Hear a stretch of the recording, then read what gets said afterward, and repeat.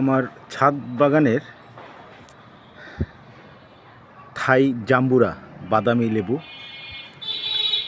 যে উপরে দুইটা সেট হয়েছে। ঠিক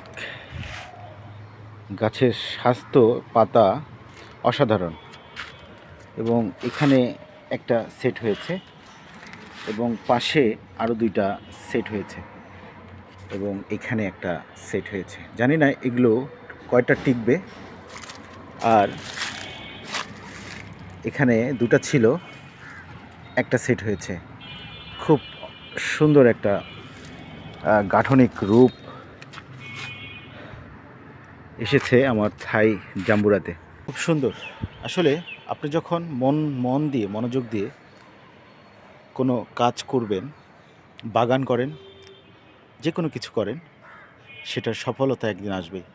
এই গাছটা আমি কিনেছিলাম ঠিক আজ থেকে 8 মাস আগে, গত বছর মে জুনের দিকে কিনেছিলাম। আমাদের নওগাঁ সদর যে গাছের হাট লাগে সেখানে। এবং আমার সেটআপটা হচ্ছে এইরকম। কি অসাধারণ একটা স্বাস্থ্যবান থাই জাম্বুরা গাছ হয়েছে। এবং আমি পাত্র দিয়েছি ঠিক এমনটা। ঠিক তার 7-8 মাস পর গাছটাও বৃদ্ধি পেল, স্বাস্থ্যবান হলো, ফলও দিচ্ছে আলহামদুলিল্লাহ। এগুলো যদি সবগুলো টিকে, ঠিক 8 থেকে 10টা জাম্বুরা আমি এই গাছ থেকে প্রথম হারভেস্ট করব ঠিক আগামী 3-4 মাসের মধ্যে। তো আপনারা যারা ছাদ কৃষিতে আছেন বা গাছ পছন্দ করেন, ফল ফুল, আপনাদের গাছের কি কন্ডিশন ঠিক আমাকে জানাতে পারেন। আর না হলেও আমার গাছগুলোর জন্য, আমার বাগানের জন্য আনার,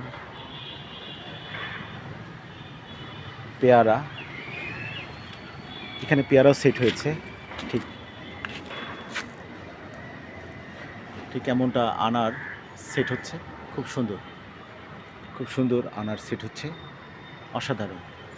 আমি কিছু আনার ব্যাগ করে দিয়েছি। এই যে আনার সেট হচ্ছে, কিছু ব্যাগে দিয়েছি।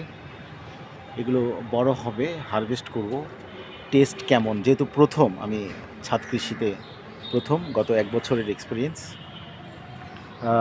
খুব ভালো ফিলিংস যখন আপনি এই ছোট ছোট গাছগুলোতে আমরা, বাদামি লেবু, পেয়ারা, ঠিক বালতিতে, খুব বড় জায়গা, মাটি না।